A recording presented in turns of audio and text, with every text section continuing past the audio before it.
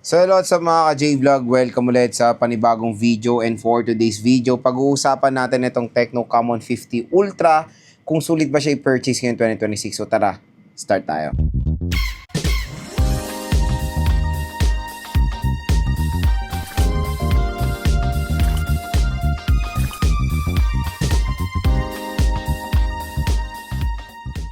So yun mga idol, for today's video, pag-uusapan natin itong Tecno Camon 50 Ultra 5G, kung sulit nga ba siyang i-purchase ngayong 2026. So ito kasing smartphone na to ay recently lang lumabas dito sa Philippines ngayong April 2026. So fresh na fresh siya.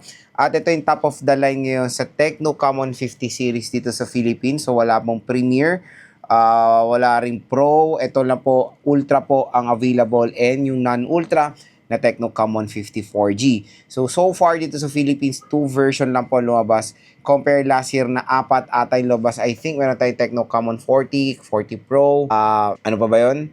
40 Pro 5G, tapos Premier, di ba? So marami yung version before, ngayon dalawa na lang, which is better. Kasi kumbaga hindi nagugulan yung mga consumers natin, dalawa lang pagpipilian, magpo 4G ba or magpa 5G.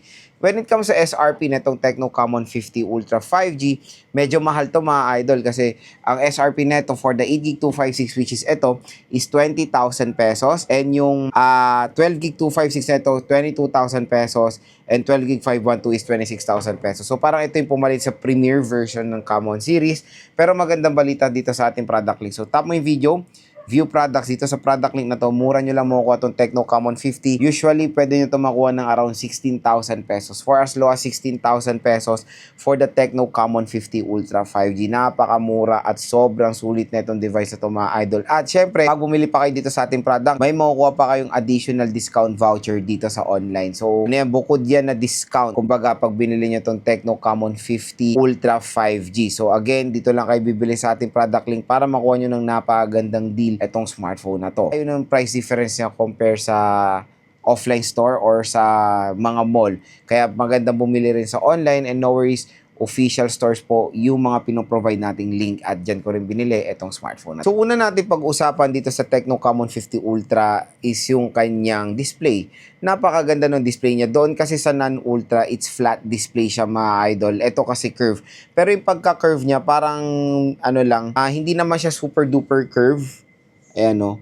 Konti lang yung pagka-curve niya mga idol, which is napakagandang ginawa ni Tecno dito na hindi siya super curve para hindi siya na-accidental touch, diba? So, meron siyang 6.78 inches AMOLED display. Napaka-bright na itong display niya dahil 4,500 nits of brightness na impoprovide. Tingnan nyo naman kung gaano ka-solid to pag sa video natin, diba? And na-try ko na yung Tecno Camon 50 sa outdoor. Grabe, kitang-kita ko pa ng very clear yung display, at syempre, maganda dito, AMOLED pa siya. Kaya pag maglalaro kayo dito, huwag kayo mag-alala dahil, kumbaga when it comes sa display quality nito, panigurado matutuwa yung mata nyo pag ginamit nyo itong Tecno Camon 50 Ultra 5G. Lang sa paglalaro, and of course, panonood ng movies, especially pag anime or mga cartoons na parang mas demand sila pagkading sa color reproduction.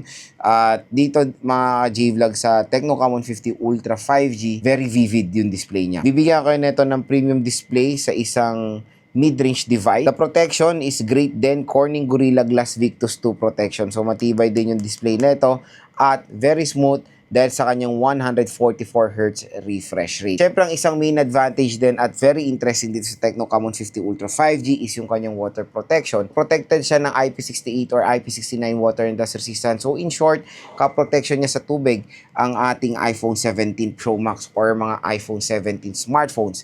At yes, pwede siyang masubmerge sa water within 30 minutes at with certain deep lang. Meron nga tong mode, aqua mode. Kumbaga sa aqua mode, hindi nyo talaga matatouch yung screen na sana may ganyan sa iPhone, kasi syempre pag nabasa mo yung screen, nag-accidental touch yan. Tapos after mo umexit doon, magbubuga siya ng tubig sa speaker na para hindi mag-distort yung sound. So, napakagandang mode, very helpful sa mga consumers na gagamit ito for underwater shot.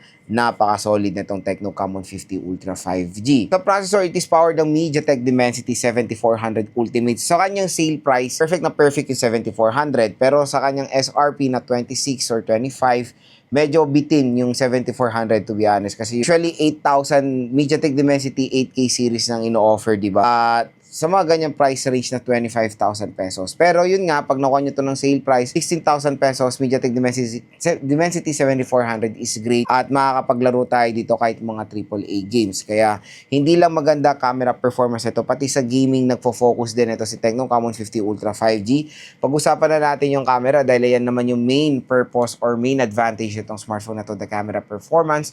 Meron siyang 50 megapixel main, 50 megapixel periscope telephoto lens, 8 megapixel ultra-wide camera, 3 times optical zoom pa to mga idol. At syempre, yung lente nito is Sony Lithia 700C with optical image stabilization pa siya. So, kumbaga, when it comes to camera performance, all-in na ang Tecno dito.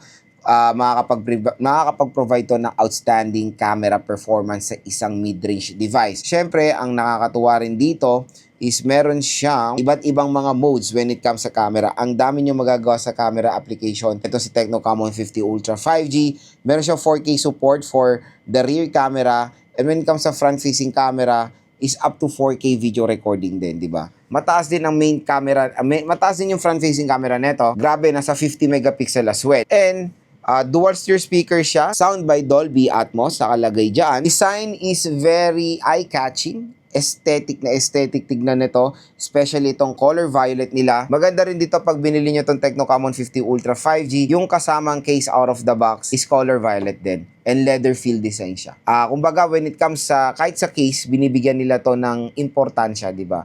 So, very, attention to details. Kahit na sa, sa case pa lang mga idol, makikita na natin very effort ang ginagawa ni Tecno sa mga devices sila. And, tignan nyo naman, manipis, magaan. Etong si Tecno Camon 50 Ultra 5G na merong malaking battery capacity. Biruin mo ang battery nito is 6,500 mAh non-removable battery with 45 watt fast charging rate. So, syempre, for the 45 watt fast charging rate, sa ganyang presyo is not perfect fit. Pero bumawi naman doon sa battery capacity. Ulitin ko, ang nipis niya, ang gaan niya, pero yung battery niya, napakalaki, 6,500 mAh. Noong mga panahon ng 2020, 2023, pag makarinig ka lang ng 6K mAh battery capacity, matabayan at mabigat. Pero, through innovation ng mga brands, yung 6,500 mAh nakikita na natin sa isang slim na smartphone at lightweight na smartphone.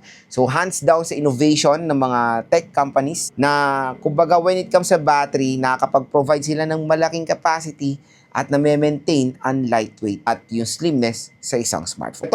Ito pa maganda dito mga idol. Kung naghahanap kayo ng isang iPhone lookalike when it comes sa internals or sabihin na natin sa OS, ito na ang magandang i-recommend sa inyo, iOS.